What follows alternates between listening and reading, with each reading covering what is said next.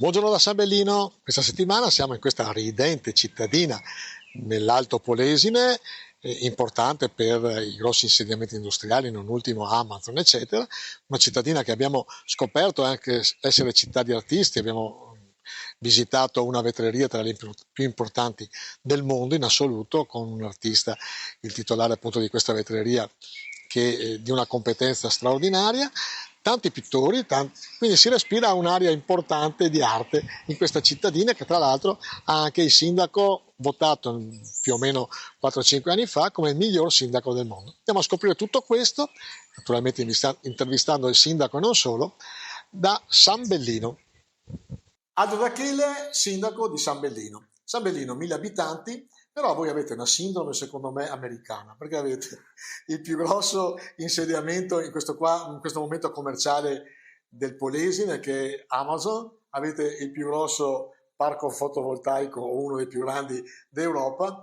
E come si concilia questo piccolo paese e grandi strutture? Merito di chi o le coincidenze della vita?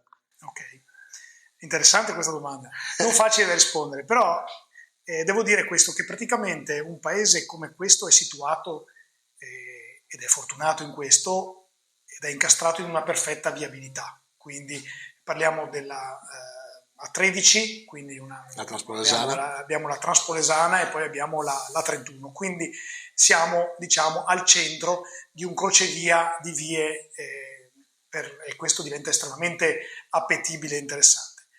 A questo va unito chiaramente un lavoro che c'è stato con la mia squadra già da qualche anno, che è quello di preparare le condizioni perché chi voglia decidere di investire, di insediarsi, lo possa fare nel modo burocraticamente meno complicato, perché arriviamo a preparare le condizioni perché decida, e quando decide di farlo trovi le condizioni idonee per poterlo fare. Com'è San Bellino secondo lei?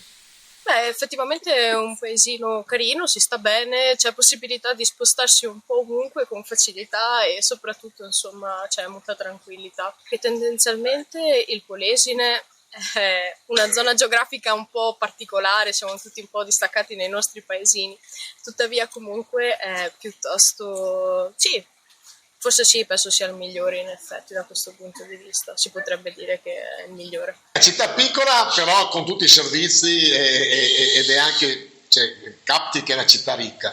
Sì. Amazon cosa ha portato qua a San Bellino?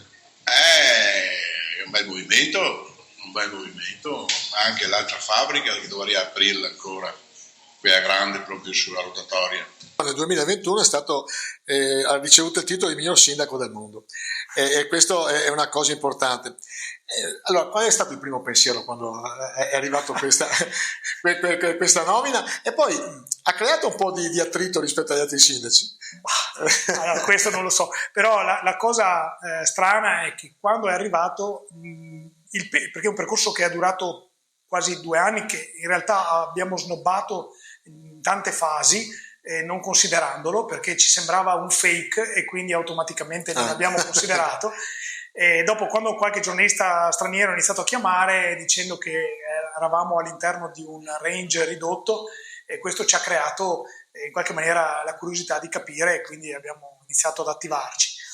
Ecco, in realtà non è vero che il sindaco migliore del mondo, questo sarebbe proprio inadeguato, inopportuno e proprio non c'è merito. Quel premio in realtà però è un premio che c'è perché c'è stato un impegno comune cittadini e anche amministratori. Ed è un premio, è il Community Award, cioè praticamente nel 2021 questa fondazione internazionale ha scelto 8 realtà a livello mondiale, per la prima volta una realtà piccola, e quindi un piccolo comune. Di solito sono comuni molto grandi. Chi vinse in quell'anno è il comune di Rotterdam, il più grande porto d'Europa. Ecco, sì. Cioè, quindi è una cosa che non ha nessuna legame. In realtà loro hanno puntato sul Community Award, cioè la modalità principale, l'approccio che abbiamo avuto per dare in mano ai cittadini la gestione della res pubblica, dell'ente pubblico, attraverso delle scelte, degli approcci, dei metodi che loro hanno visto come interessanti e duplicabili per realtà più grandi, cioè dicendo questa modalità può essere applicata in un quartiere di una città più grande. Nel suo piccolo c'è tutto, quindi c'è tranquillità, c'è un po' di benessere, perché ormai ci sono delle piccole fabbriche che ti danno un po' di... piccole, c'è l'Amazon che... Insomma, ma anche le piccole fabbriche, un po' di tutto c'è per quello, grazie. Quindi lei, nonostante la dimensione, 1000 abitanti, è decisamente una cittadina piccola, lo trova un posto che vale la pena abitare? Per me sì, sarà perché sono nato qua, però lo consiglierei a più di qualcuno. È una cittadina di 1000 abitanti, ha tutto secondo lei? Ma con fiat del divertimento per i giovani, insomma. Questo è un po' in generale. Sì, un po' in generale. Secondo lei è esportabile questa vostra esperienza?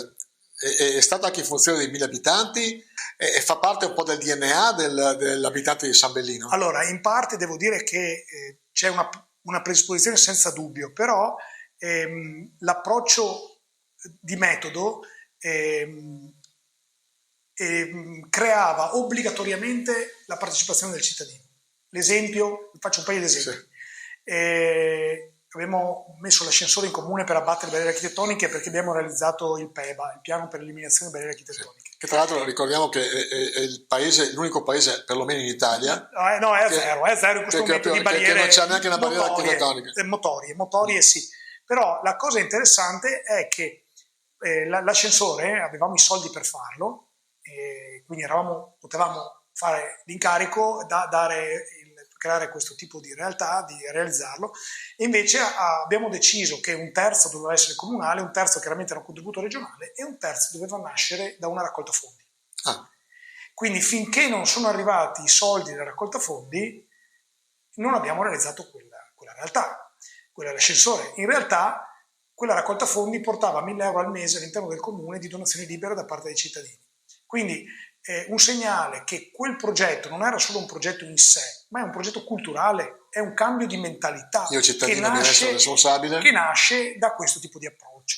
E ci sono un sacco di manifestazioni, insomma abbiamo anche noi le nostre eccellenze, a partire dalla vetreria. Io ho un piccolo negozio di alimentari, insomma, che gestisco con mio fratello, ancora i genitori anziani in servizio, e quindi insomma cerchiamo di offrire al paese, insomma, perché la gente è anziana, e quindi insomma garantiamo il nostro servizio, che non è cosa da poco, perché nei paesi limitrofi le botteghe, quelle piccole, stanno chiudendo, e quindi insomma per noi è insomma dare un servizio per quello che possiamo, anche se le realtà fuori dal paese sono enormi, supermercati, ipermercati, tutto quello che c'è, insomma, però noi insomma cerchiamo di resistere. Il primo impatto, paese molto ordinato, quindi secondo lei questo approccio di collaborazione porta poi dopo una responsabilità e anche una partecipazione, anche mettersi in gara tra cittadini? Se c'è degrado, il degrado porta degrado.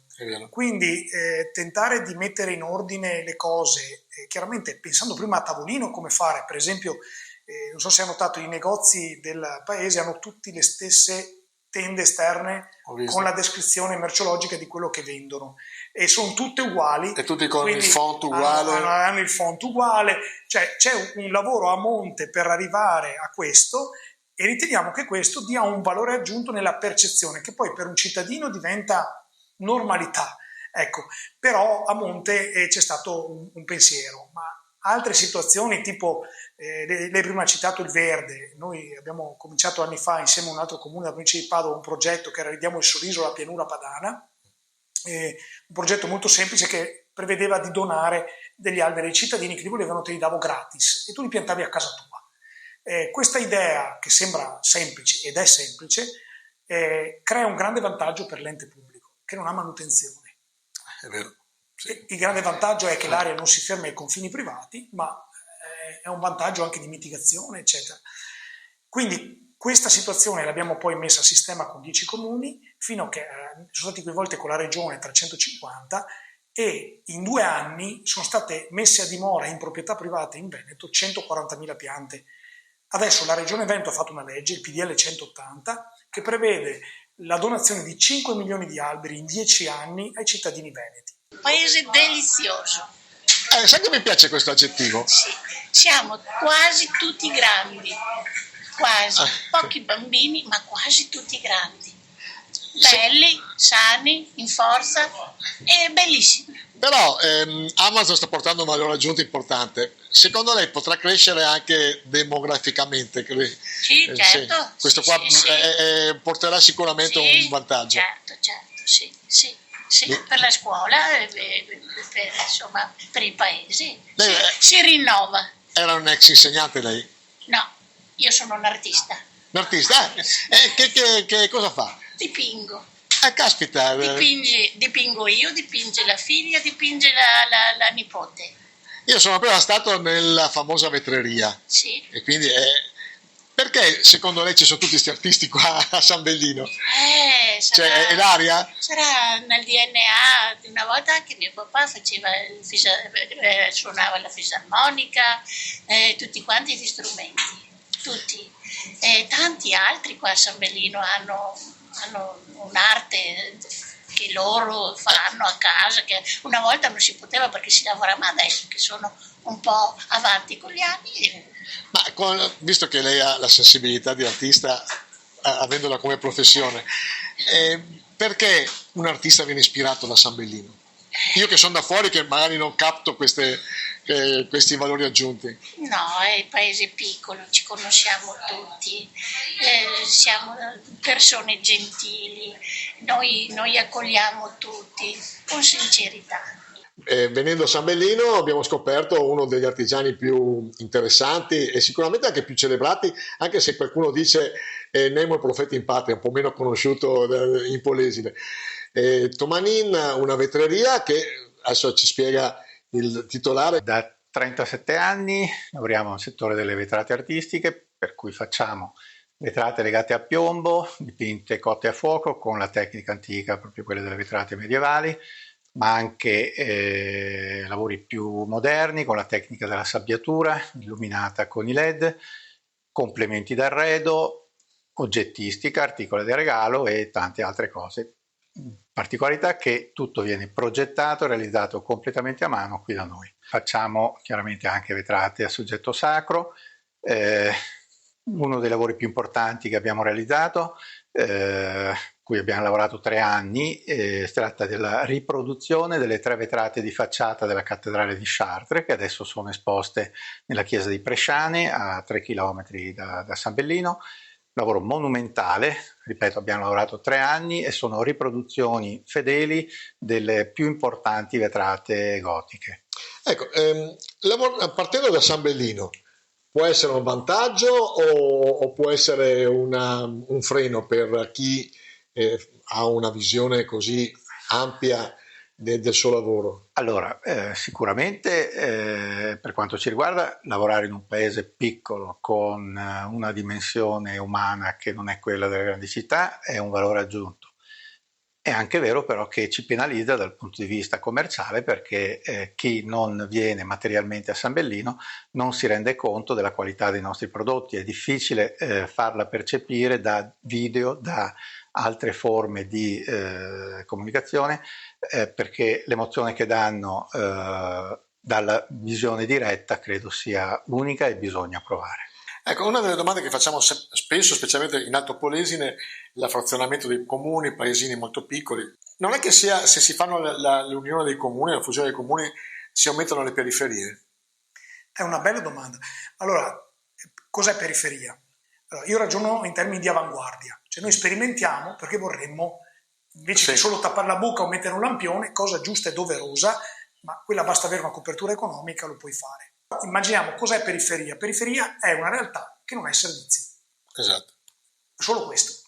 Perché oggi ti puoi muovere tranquillamente, fare cose tranquillamente. Difatti noi abbiamo puntato ad avere la fibra FTTH, quindi è la fibra che arriva direttamente a casa, e quando chiedemmo questa cosa fummo i primi delle aree bianche, Marcato venne giù a infilare l'assessore la prima fibra, ecco, e poi fu più duro riuscire a farsela allacciare, tanto che venne anche Report a fare un intervento in questa realtà.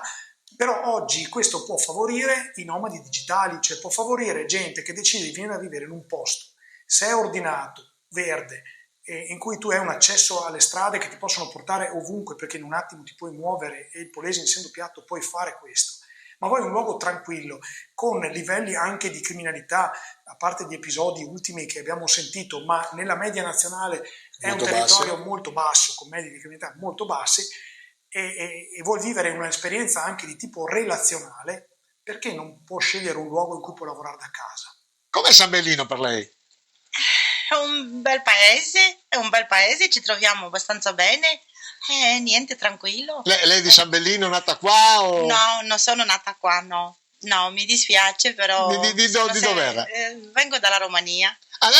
Quindi la domanda è cosa ha trovato qua di differente rispetto al suo paese? Magari non abbiamo trovato niente di differenziate, diciamo, solo che siamo venuti insieme con la famiglia, la figlia ha studiato qua e dopo ovviamente che un po' alla volta siamo abituati e siamo diventati comunque cittadini San Bellino. Da quanti anni abita qua? 18 anni. San Bellino, il negozio del centro, tra l'altro avete un centro veramente particolare perché tutte le insegne uguali o perlomeno le scritte, c'è un decoro urbano che magari in altri paesi non c'è. Sì. È un valore aggiunto anche questo per questo paese. Certo, insomma diciamo che grazie anche al nostro sindaco che si è impegnato insomma per aumentare come diceva lei, il decoro del paese, insomma, e anche comunque i commercianti che ne hanno aderito, insomma, diciamo che nel nostro piccolo facciamo la nostra bella figura. Ecco, nel nostro giro dei comuni i commercianti stanno un pochino soffrendo perché clientela che sta diventando sempre più anziana, eccetera. Siete in controtendenza voi con... Ma diciamo che sono momenti difficili, non sono più i momenti di una volta, che quando bastava aprire la serratura del negozio e aspettare la clientela che venisse. Noi ci stiamo dando da fare. Quanto benessere ha portato Amazon? Io sono contento dell'approccio che abbiamo avuto, perché il dialogo con Amazon è un dialogo costante. Ecco, parliamo di 1500 persone a tempo indeterminato e potrei dire più o meno altrettante in certi periodi in turnover. Addirittura. Quindi sono numeri grandi, molto grandi. Il vantaggio è intanto molti ragazzi sono giovani, gli affitti sono esplosi in tutto il Polesine, cioè, o una buona parte, la Badia Polesine, alta, sì. Al capoluogo, per dire, sì. Molti scelgono quei luoghi dove a volte ci sono, e altri scelgono anche i piccoli paesi, quindi chi aveva una casa in più piuttosto che una casa da sistemare l'ha anche pensata con questo tipo di approccio. Qualcuno si è fermato anche qui da noi, quindi qualcuno che alla fine ha deciso di rimanere con la propria compagna o compagno a vivere qui, e questo è interessante perché sì. È una realtà giovane che sceglie, è stabilizzata, è un beige blu, loro parlano in questi termini, quindi chi ha il tempo indeterminato. È interessante questo, quindi Amazon da questo punto di vista per me è stato molto molto utile. Aggiungo a questa cosa anche il fatto che le attività di ristorazione lavorano tantissimo, perché chiaramente un mondo giovanile vuole vivere esperienze anche al di fuori dell'ambiente di lavoro, e questo porta i locali, ma non solo nei piccoli comuni che sono pochi locali, ma io penso al capoluogo o altre realtà, c'è un indotto che ci può essere anche grazie ad Amazon, ma non solo ad Amazon, a tutto ciò che poi ruota attorno ad Amazon. Perché vale la pena abitare qua? Perché è un bel paesino, tranquillo, si sta bene, abbiamo anche un ottimo sindaco che amministra San Bellino. Ecco, tu hai un'attività, sei commerciante? Sì, faccio il barbiere io qua. Io sono nato, cresciuto e lavoro qua da 33 anni. Ma chi meglio del barbiere conosce gli abitanti di San Bellino? Come sono? Insomma, sono gente molto familiare, persone comuni, gente tranquilla, comunque. Ecco, età media? Cioè, visto che avete la fortuna di avere una grossa azienda. Ultimamente vedo tanti giovani nuovi che sono venuti a abitare qua, magari non hanno residenza, però dormono qua, hai capito, perché il lavoro che hanno qua con le fabbriche, eccetera. Quindi ha portato un valore aggiunto importante. Sì, hanno portato un valore aggiunto. Infatti io vedo sempre tanta gente nuova che prima non vedevo, che era un po' più anziana, diciamo, gli abitanti. E come ripeto, chi meglio del barbiere vede queste cose qua?